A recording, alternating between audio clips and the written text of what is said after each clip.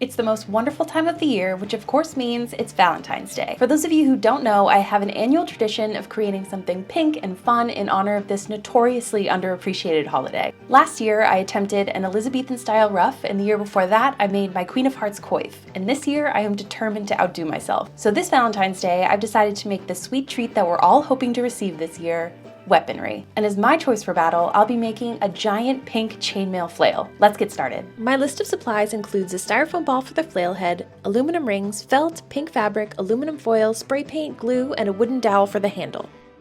For the flail head, I'm using hot pink aluminum rings in the Japanese 12-2 weave to encase this giant styrofoam ball.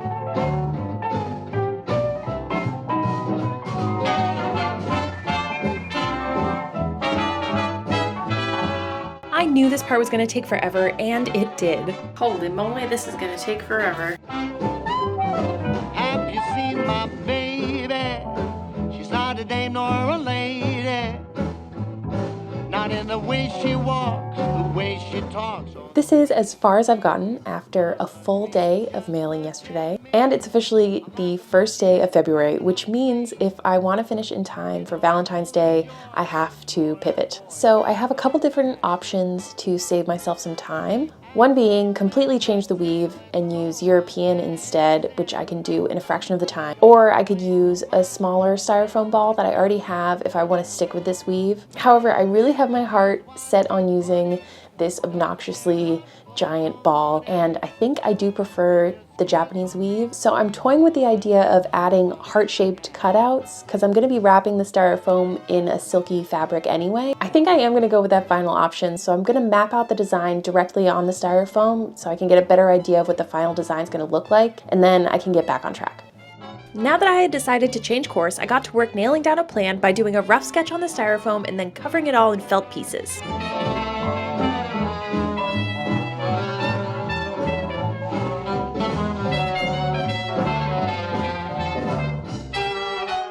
After the felt layer was complete, I mapped out the heart-shaped cutouts with the chainmail piece that I had already made. Once I was happy with this new direction, I got back to mailing. I finally settled on a design for half the orb. In order to get the proper curve, I did the Japanese weave like normal, but then under each heart, I brought the pattern in, similar to how you would a dart if you were sewing. I spent 16 hours yesterday duplicating this for the bottom half, so I just have to finish that up and then I can start sewing. Even with the cutouts, this process took days. As much as I had hoped that they would be a time saver, they didn't end up making that much of a difference labor-wise, but that's okay because they're cute. Before I can connect each mailed side, I first have to wrap the ball in fabric. Following the pattern that I had made previously, I cut out pieces of felt and then wrapped each piece in the shiny pink fabric.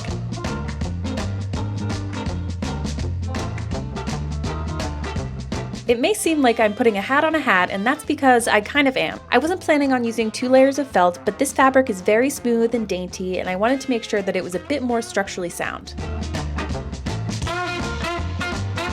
Then I used a dollop of glue to hold it in place before hand stitching each piece together. Since there is a second layer underneath, there are a lot more bumps and lumps than I expected, especially because this project is already about 40% glue, but that's a misstep that I'm willing to forgive myself for.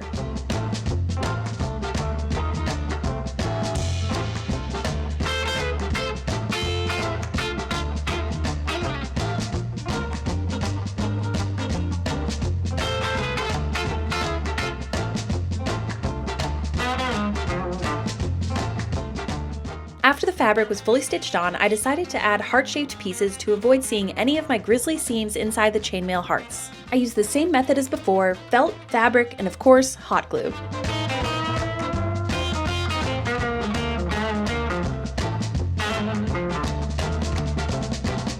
Now that the orb is prepped and ready, it's finally time to connect the top and bottom pieces to complete the flail head. For the handle, I enlisted the help of my handy father in his workshop. He offered up a few different options, but we landed on using a hardwood dowel that he generously cut up and prepped for me. He cut the dowel to 1 foot in length and then added a metal hook for me to attach the chain links to. Then I gave the hook a quick coat of pink spray paint. Once the paint had dried, it was time to add the fabric layers. I started by gluing down some felt to bulk up the handle a bit.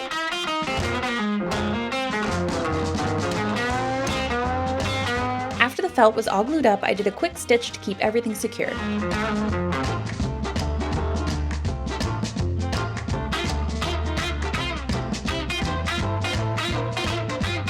To add the silky fabric, I used a similar technique that I did for the ball. I hand stitched the fabric onto another piece of felt, then wrapped it around the handle and sewed it to the pink felt below.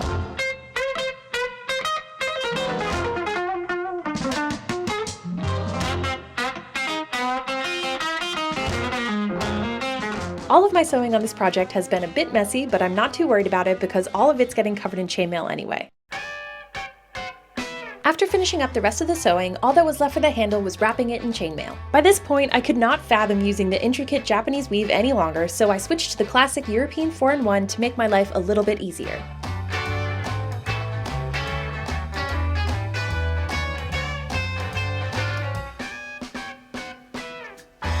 For the chain links that connect the head to the handle, I'm using segments of Roundmaille that I intertwined together to create a linked chain. Even though this process took the least amount of time and effort, this is still one of the coolest parts of this project, and I'm definitely going to be using this technique all the time.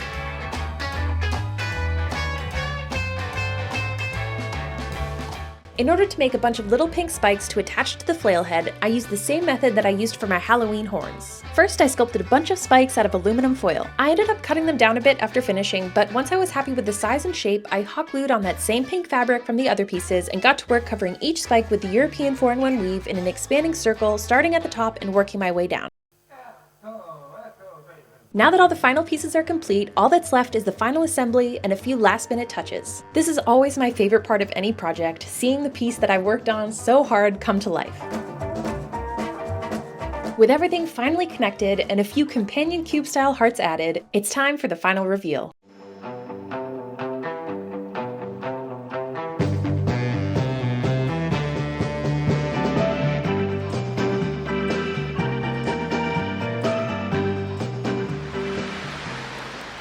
After spending 2 weeks worth of time and endless energy on this 8-pound monstrosity, I can confidently say that this is the wildest thing that I've ever made. I can't wait to have a full arsenal of pink armor and weapons. I'm so grateful to you for watching my first ever full-length YouTube video. Whether you've joined me every year or if this is your first impression of me, you've all helped turn Valentine's Day into my favorite holiday because I have an excuse to make these fun and crazy projects. I also designed these cute little stickers in honor of this project. If you want one for yourself, you can join me on my newly launched Patreon, or you can purchase one directly in the shop, both of which help me fund this project and others like it. As always, thanks for watching and happy Valentine's Day. So heavy. Oh my god.